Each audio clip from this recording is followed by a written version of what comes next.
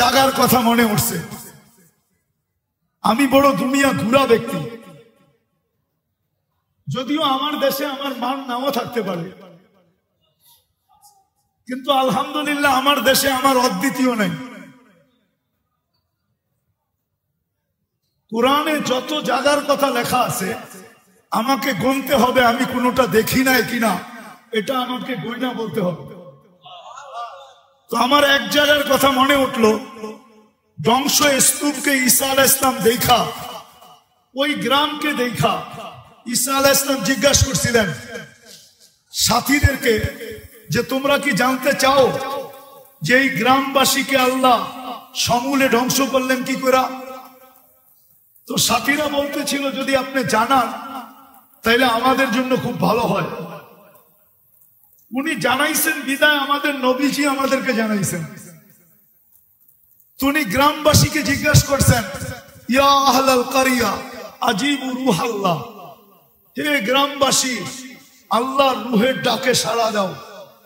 তো একজন মাটির নিচের থেকে চিৎকার দিয়া বলতেছে, মাদা তুরিদু মিন্না, আপনি আমাদের কাছ থেকে কি জানতে চান? তো বলতেছে, লিমাদা দাম্মারাকুমুল্লাহু তাদবীরা, তোমাদেরকে আল্লাহ সমূলে কিভাবে ধ্বংস করলেন? তো নিচের থেকে জবাব আসছে, বিতনা বিল আফিয়া, আমরা বড় নিশ্চিন্তে ঘুমাইতেছিলাম, ফুর্তি করতে করতে নিশ্চিন্তে আমরা ঘুমাইতেছিলাম। আসবাহনা ফিল হাবিয়া, সকালে উঠা দেখি আমরা হাবিয়া দুজকের। আজকে সূর্য কিন্তু বলতে বলতে ডুবছে। বাংলাদেশের উপর দিয়ে যখন ডুবতে ছিল তো বলতে বলতে ডুবছে, লান আউদ ফি হায়াতিকা আবাদা, ও বাংলাদেশের মানুষ, হতে পারে তোমরা কাল সকালে আমাকে উঠতে নাও দেখতে পারো।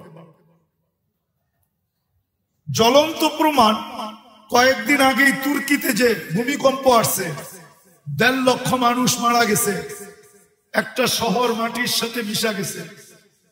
ওরাও তো নিশ্চিন্তে ঘুমাইতেছিল। ওরা কি জানতো যে সকালে আর সূর্যকে উঠা দেখবে না? জানি না কে কোথায় পৌঁছে গেছে, জান্নাতে গেছে না দুজকে গেছে, এটা তো আমাদের কারো জানা নাই। তো যেটা আমি বুঝাইতেছিলাম যে আমাদের ভাবা উচিত, আমি যখন রং আর ঘ্রাণ ছাড়া আর শুধু ঘ্রাণ ছাড়া আমি যদি ফুল না কিনি তাহলে আমিও তো একটা ফুল। সৃষ্টির ভিতরে আমি একটা ফুল না? আমি যদি সৃষ্টির ভিতরে ফুল না হইতাম তাহলে আমার ভিতরে, আমার মাথায় শ্রেষ্ঠত্বের মুকুট কেন দিতেন? আমাকে সৃষ্টির সেরা কেন বলতেন? সৃষ্টির ভিতরে আমাকে সবচেয়ে সুন্দর কেন বলতেন? সৃষ্টির ভিতরে সবচেয়ে সুন্দর গঠনওয়ালা কেন বলতেন? হাজারো জিনিস আছে। বুঝা গেল সৃষ্টির ভিতরে মানুষ নামের আমিও একটা ফুল। ওই আল্লাহ আমাকে কি করে গ্রহণ করবে যদি আমার ভিতরে ঘ্রাণ না থাকলো, যদি আমার ভিতরে রং না থাকলো? আমার আলোচ্য বিষয় তো এটাই ছিল যে আত্মশুদ্ধি কি জিনিস, এটার প্রয়োজন কি জিনিস, কেন প্রয়োজন। কিন্তু আপনাদের হট্টগোল তো আমাকে ওইদিকে যাইতেই দিতে চায় না, হট্টগোল যাইতে দিতে চায় না। আর এরকম হট্টগোলের ভিতরে কথা বলে মজাও পাওয়া যায় না, কেননা আপনাদের একাগ্র চিত্ততা যত হবে কথা কিন্তু দিলের থেকে আসে না। কেউ যদি ভাবে যে আমি মনের থেকে সাজায়া বলবো, আমি বলবো সে ভুল বলে, কথা কিন্তু উপর থেকে আসে। উপর থেকে দিলের ভিতরে ঢোকে, মুখ দিয়া এটা স্পিকার হিসাবে সামনে যায়। মুখটা অনলি স্পিকারের কাজ করে, কথা কিন্তু ওই উপর থেকে আসে। আল্লাহর কাছ থেকে আল্লাহ কথা ঢালতে থাকে। আর এরকম হট্টগোলের ভিতরে আল্লাহ কথা ঢালবেন না। আর আমারও বলার অভ্যাস নাই। যারা জানে আমাকে মাঠে ময়দানে, ওরা জানে আমার সবাই নিশ্চুপ হইতে হয়, কেননা আমার সুর নাই। আমি সুর দিয়ে আপনাদেরকে মাতাল করতে পারবো না। কিন্তু আমার যখন নিশ্চুপ হবে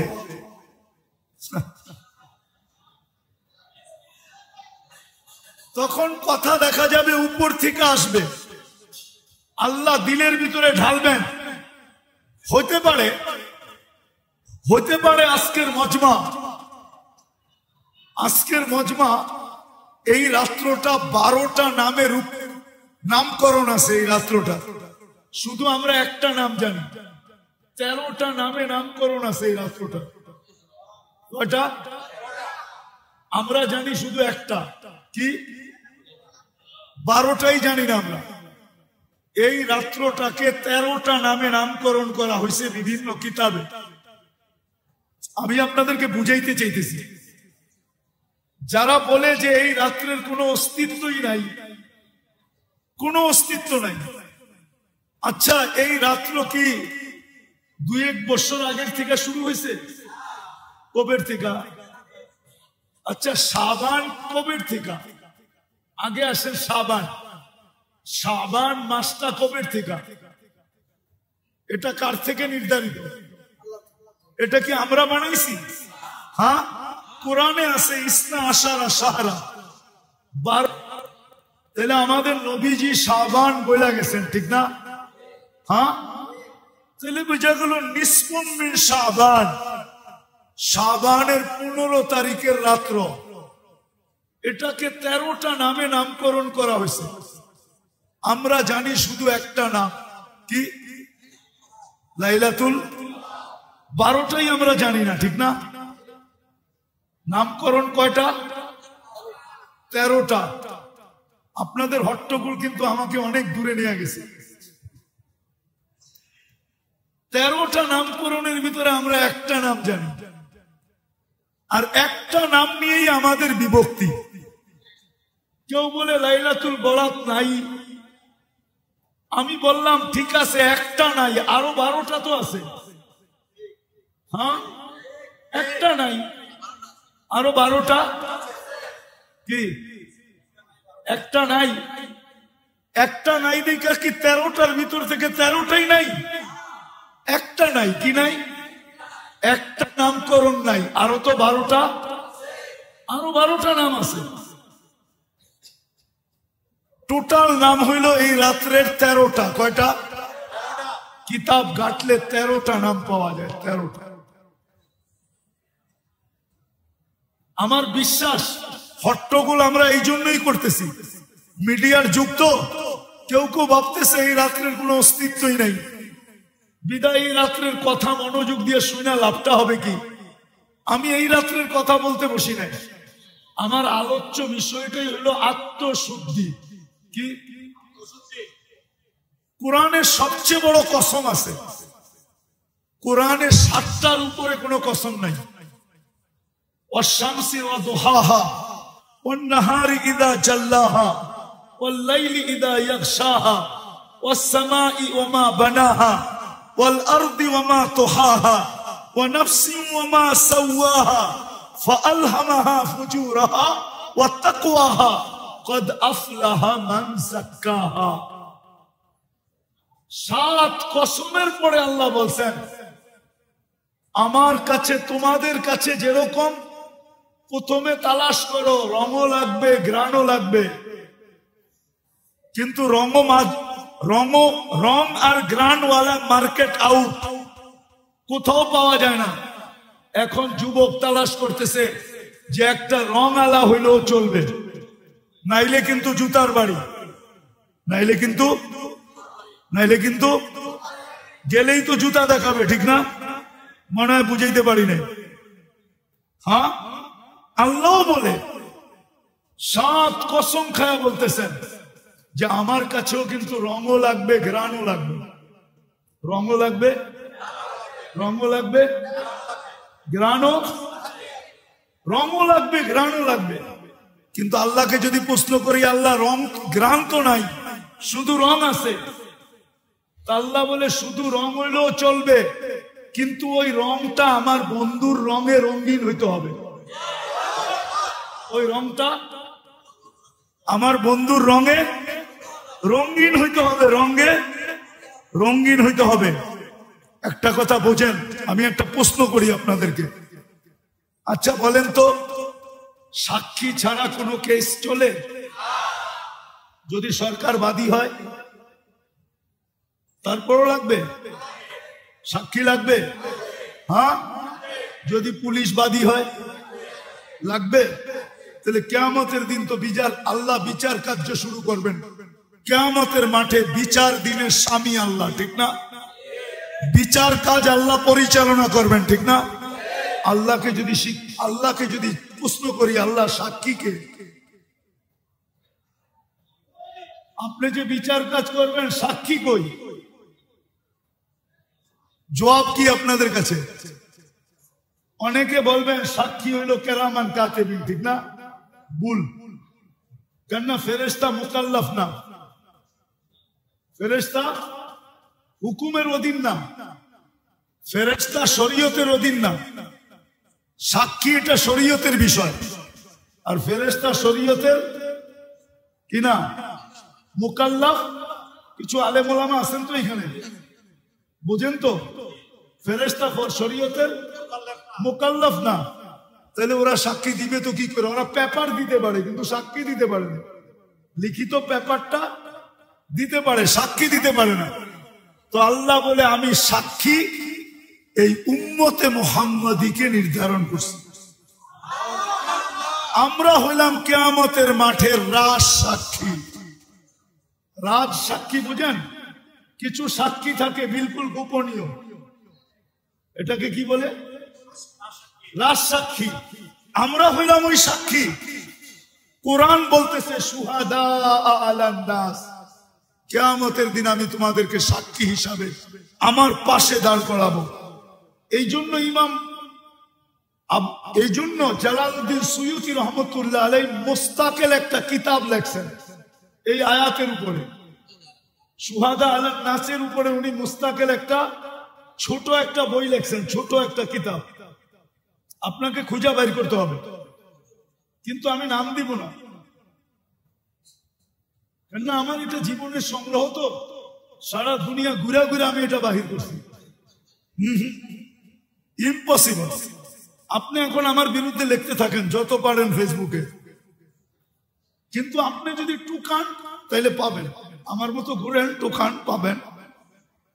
কেননা আমি তো রত্ন কুড়াইয়া নিয়ে আসছি সমুদ্রের তলদেশ থেকে, আর আপনি বাইতুল মোকাররম আমার পাশে বই রত্ন নিয়ে যাবেন? এত সহজ। আমি এত কাঁচা মাছ খাই না, ফ্রাই করি, তারপরে পাকাই, তারপরে খাই, ডাবল পাকায় খাই। তো যেটা বুঝাইতেছিলাম, আমরা সাক্ষী কিয়ামতের দিন। এটার উপরে জালালউদ্দিন সুয়ুতী রহমতুল্লাহ আলাইহি মুস্তাকিল কিতাব লেখছেন, শুধু এতটুক শব্দ দিয়ে শুহাদা আলান নাস।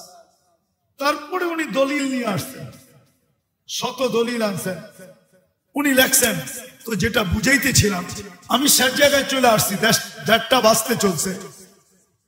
আল্লাহ আমাদেরকে গ্রহণ করবেন রং দেখা আর ঘ্রাণ দেখা। আত্মশুদ্ধি হইল ওই জিনিস, আমি কেমনে আপনাদেরকে বুঝাবো? এখন তো ওই প্রচলন নাই। আগে কালাই করা হতো, কালাই। কালাই চিনেন? হ্যাঁ, কি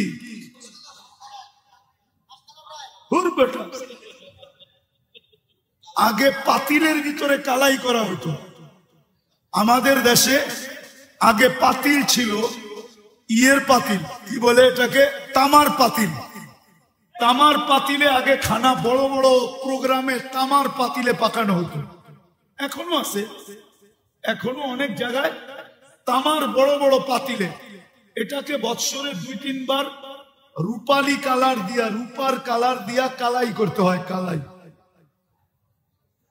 হ্যাঁ, আত্মশুদ্ধি হলো নিজেকে কালাই করা। যে রং তো নাই আমার, তারপরও আমি কালাই করে নিজেকে রঙিন বানাইলাম, কালাই করে নিজেকে রঙিন বানাইলাম। নাহলে আপনি বলেন, আমরা যতটুকুই ইবাদত করছি পর্যন্ত বা করতেছি, কি আল্লাহ শান অনুযায়ী হয়েছে? হ্যাঁ, ঢাকা শহরের অর্ধেক মানুষ তো এখন ঘুমাইতেছে, আর যুবকরা শুধু ব্যান্ড ভাড়া কইরা অটো ভাড়া করে মসজিদে মসজিদে ঘুরতেছে, আরেক দল পাবেন যায় আজিমপুরের ভিতরে ভিড় জমাইতেছে, 200-400 মোবাইল হারায় আসবে আজকে, ঠিক না?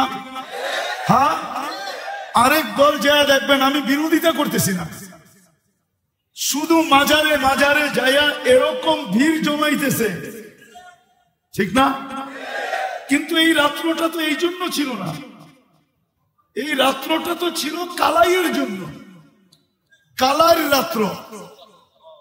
ওয়ামান আহসানু মিনাল্লাহি সিবগা, কালার রাত্র ছিল, রং লাগানোর রাত্র ছিল, যে তুমি রং লাগাও, নাইলে এটা 13টা নাম কেন হবে? আমার মনে হয় এই বাইতুল মুকাররমের মজমা যদি মিডিয়ায় যায়, কালকেই হয়তো আমার কাছে ফোন যাইতে পারে 200-100 যে 13টা নাম আপনি কোত্থেকে পাইলেন। আমরা তো জীবনভর একটা নামই শুনলাম, ফাউন্ডেশনালা বলক জন্মলগ্ন থেকে আজ পর্যন্ত যে এই রাত্রের 13টা নাম আছে, কোনদিন শুনছে কিনা আমাকে বলুক। হ্যাঁ,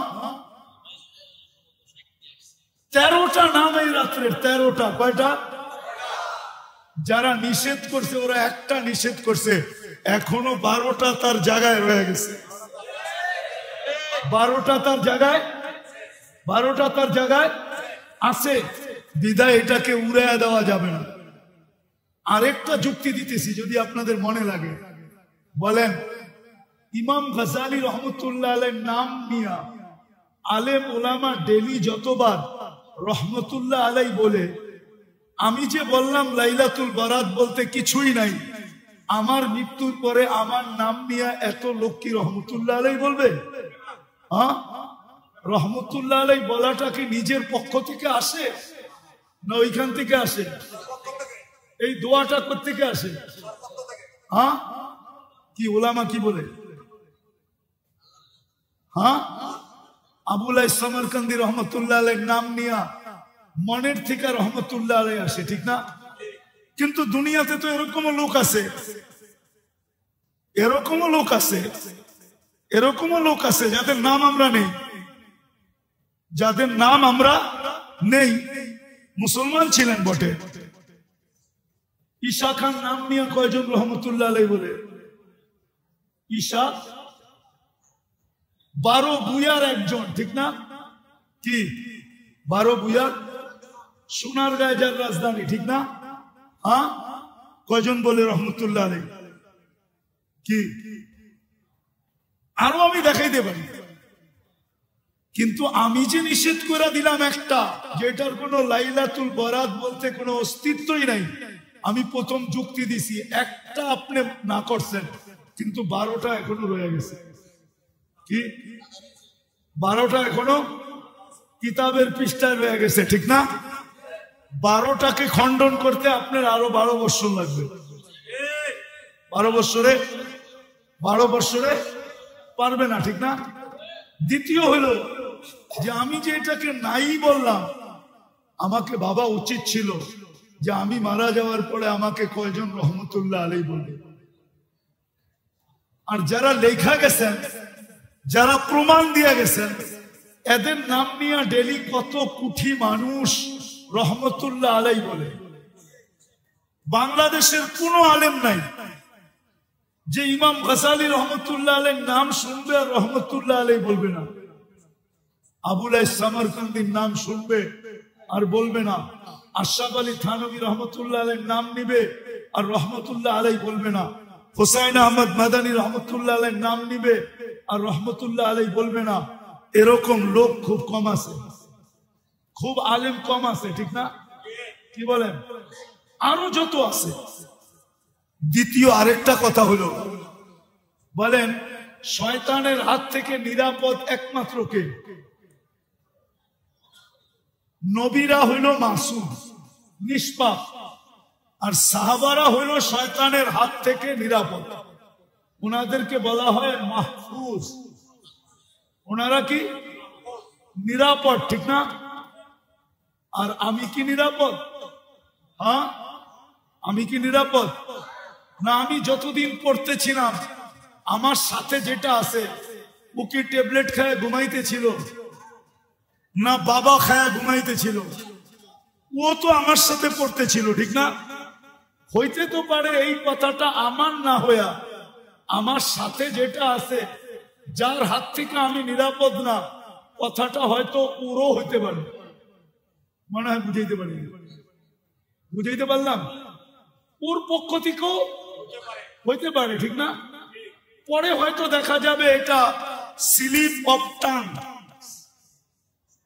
আমার কথাটা স্লিপ হয়ে গেছে। স্লিপ অনেক সময় হয় না, কথা কি হয়ে গেছে? স্লিপ অফ টাং, মুখ ফসকায় কথাটা বাহির হয়ে গেছে। কিন্তু মিডিয়ার যুগ, এই যে আমি বলতেছি, মিডিয়া তো চালু আছে, ঠিক না? এটাও তো সারা দুনিয়া ছড়ায় যাবে, জানাবে না? কালকেই দেখা যাবে এটা কত হিডিং এ আসতেছে, একটু পরের থেকেই শুরু হবে এটা চলা। তো বিদায় যেটা বুঝাইতে চেয়েছিলাম, এই রাত্রটা বিলকুল উড়ায় দেওয়ার রাত্র না, যেটাকে আমি উড়ায় দিব।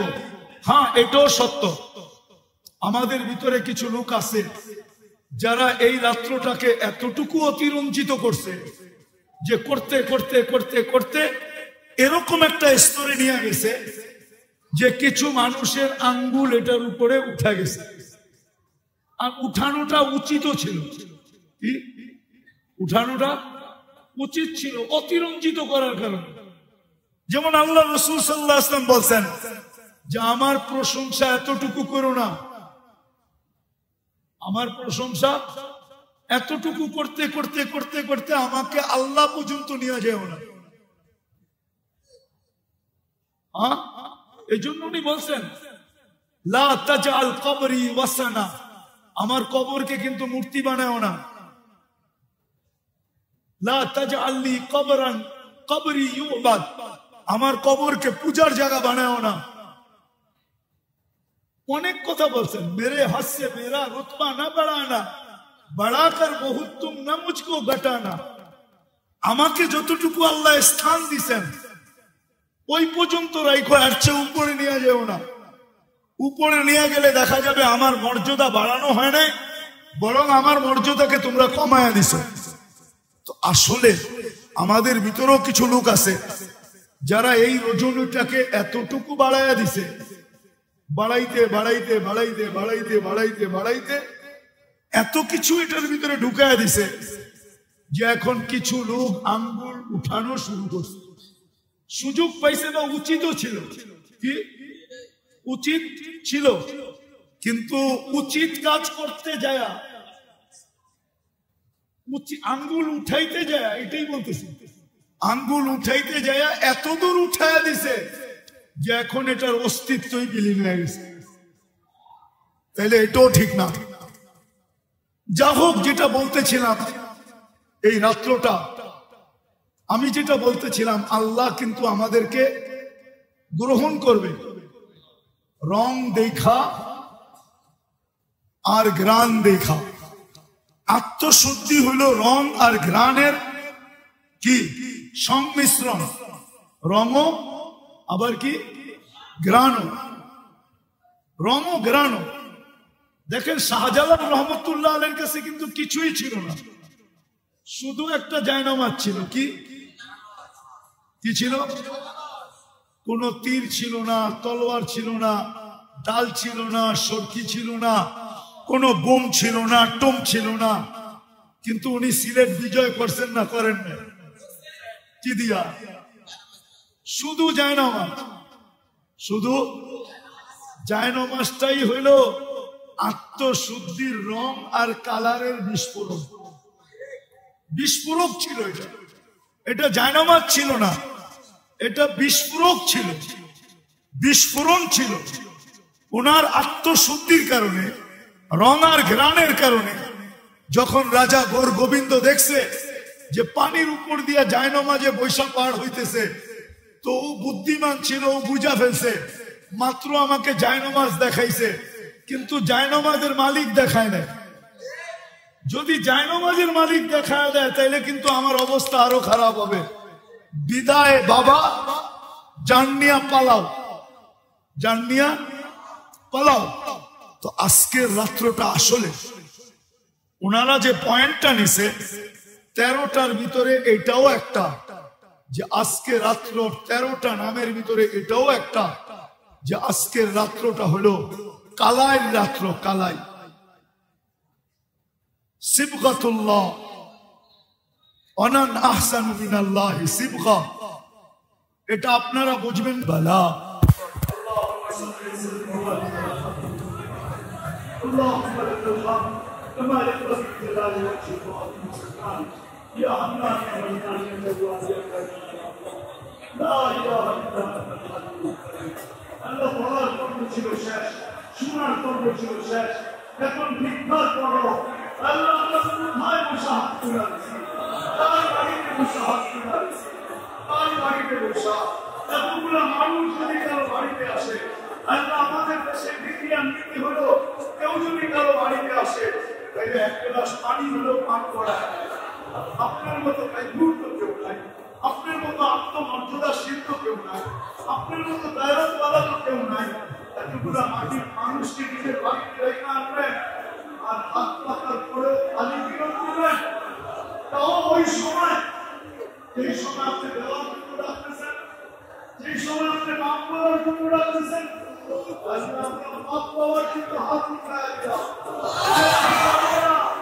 আমাদেরকে কামবিলাতের মালাটা পড়ায়,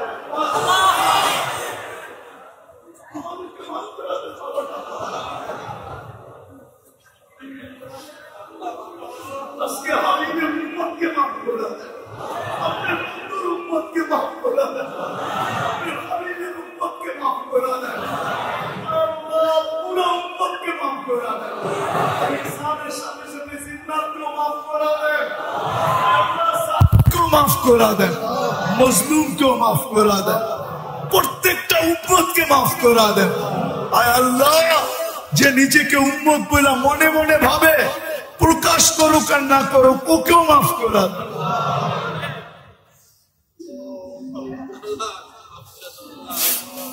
আজকে উম্মতকে খালি হাতে ফেরত দিয়ে না,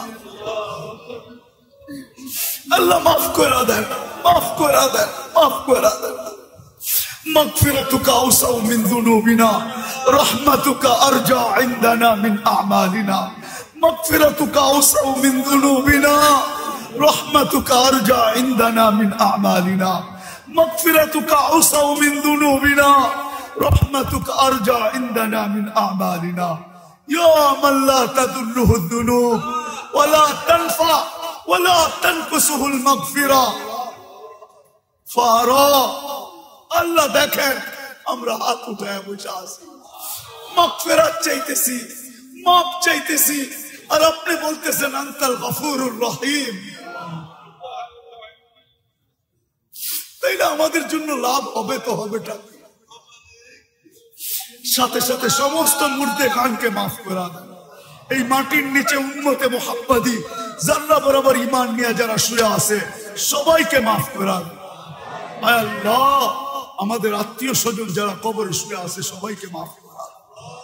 আয় আল্লাহ, আয় আল্লাহ, আয় আল্লাহ, ফাউন্ডেশনের কর্মকর্তা প্রতিষ্ঠাতারা সহ যারাই দুনিয়ার থেকে চলে গেছে ইসলামী ফাউন্ডেশনের খেদমত করতে করতে, আয় আল্লাহ সবাইকে আপনি মাগফিরাতের চাদর দিয়ে ঢাকেন। আয় আল্লাহ, এই ফাউন্ডেশন থেকে আপনি আরো দিনের কাজ নিয়ে আনেন, আরো দিনের কাজ নিয়ে আনেন, আরো দিনের কাজ নিয়ে আনেন। আল্লাহ এদের যদি কোনো প্রয়োজন থাকে, এদের যদি কোনো প্রয়োজন থাকে, আল্লাহ আপনি কুদরত দ্বারা ওই প্রয়োজন গুলা ফাউন্ডেশনে মিটায় দেন।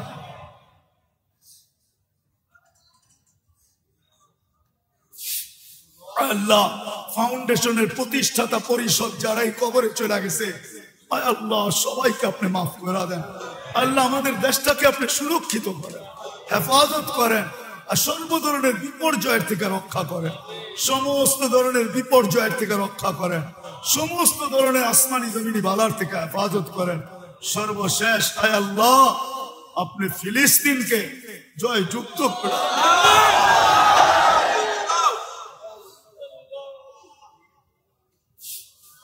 আল্লাহ এনালগ হাতি নিয়ে আসছে, আপনি আবাবিলকে পাথর দিয়া পাউডার বানানোর জন্য পাঠায়া দিছেন। আজকে তো দুশ্মনরা ডিজিটাল হাতি নিয়ে আসছে, সুপার ডিজিটাল হাতি নিয়ে আসছে, আপনার ঘর ভাঙবে, ওইখানে দাজ্জালের জন্য মন্দির বানাবে। আয় আল্লাহ, আপনি কবে আবাবিল